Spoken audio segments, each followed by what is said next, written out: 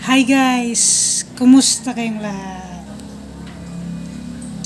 Naway nasa mabuti kayong kalagayan kasama ng inyong mga pamilya.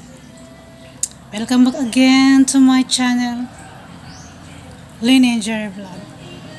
Alam nyo guys, meron lang akong babasahin sa inyo. Ang virus na nagpatigil sa mundo. Agosto 21, 2020. Isang pangyayari ang nagpatigil sa mundo sa taong 2020. Naging dahilan ito sa pagkakasakit ng mahigit 2 milyong katao at pagkamatay ng mahigit 800,000 sa buong mundo. Ganyan karami guys, grabe mo yung virus na yan, no? Naging sanhi rin ito ng pagkawala ng trabaho ng milyon-milyong tao, pagkalugi o pagsasara ng napakaraming negosyo, pagbagsak ng ekonomiya ng maraming bansa, at pagbabago sa mga dating nakagawian ng nakararami. Ang lahat ng ito ay dahil sa sakit na dala ng virus na tinatawag na COVID-19. Ang unang kaso nito ay naitala sa Wuhan, China noong Disyembre 2019. Mula rito, ang virus ay kumalat na sa iba't ibang bansa sa mundo.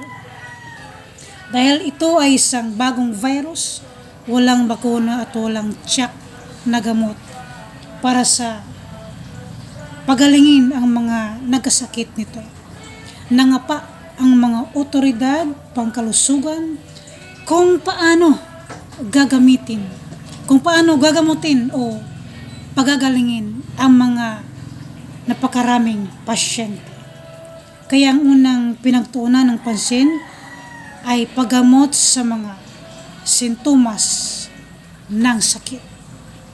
Samantala, ang naging pangunahing estratehiya ng maraming bansa ay pigilin ang pagkalat ng virus. Napatupad ng lockdown ang maraming bansa sa mga lugar na maraming kaso. Binigyang diin ang prevention sa pagkalat ng virus tulad ng madalas na paghuhugas ng kamay, pag-obserba ng social distancing o paglayo ng 1 metro sa isang tao, pagsusuot ng face mask at face shield, at pag-iwas sa mga hindi essential na paglabas sa tahanan. Nauso ang work from home para sa maraming manggagawa. Ang mga paaralan naman ay nagpatupad ng distance learning, kung saan ang pag-aaral ay hindi nagaganap sa paaralan kundi sa tahanan.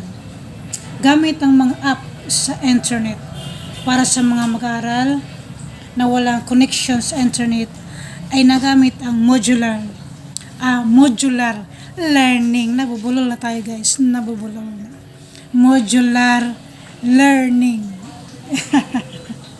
Na ito ang mga nakagawi ang pagkain sa labas sa halip na mayani ang pag-order ng mga pagkain at iba pang pangangailangan online. Nasana tayo guys, ating binamasa. Na ito rin ang pamamasyal at pagbabakasyon, dahil dito bumagsak ang industriya ng turismo at maging ang airline industry. Nangyari ang mga pagbabagong ito para makontrol ang pagkakahawa at paglaganap ng sakit na dala ng COVID-19. Hindi kasi nakikita ang virus, at minsan kahit ang mga taong walang sintomas ay tinatawag na asymptomatic asymptomatic ay pwedeng makahawa. Nalalaman lamang kung negatibo o positibo ang isang tao sa virus nito sa pamamagitan ng swab test. Naging malaking pagsubok ang mga pasakit na idinulot ng virus sa mga mamamayan. Ang pagbangon mula rito ay hangad ng lahat ng sektor ng ating lipunan. So guys, yan talagang epekto ng coronavirus sa atin sa buong mundo at sa ating mga individual. Kaya naman hanggang ngayon, nako, krisis pa rin ang buong mundo. Lalong-lalo na ang kilo ng bigas, napakamahal na. Kaya pa ba natin guys? Kaya pa ba? Siyempre, kakayanin natin lahat. Basta tulong-tulong tayo sama-sama. At ang pinaka-importante sa lahat, manalig tayo sa Panginoon. Huwag tayong mawala ng pag-asa. Lalabanan natin ang hirap.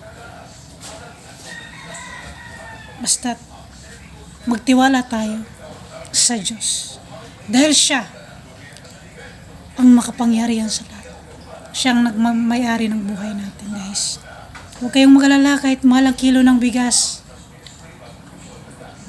Makakain pa rin tayo.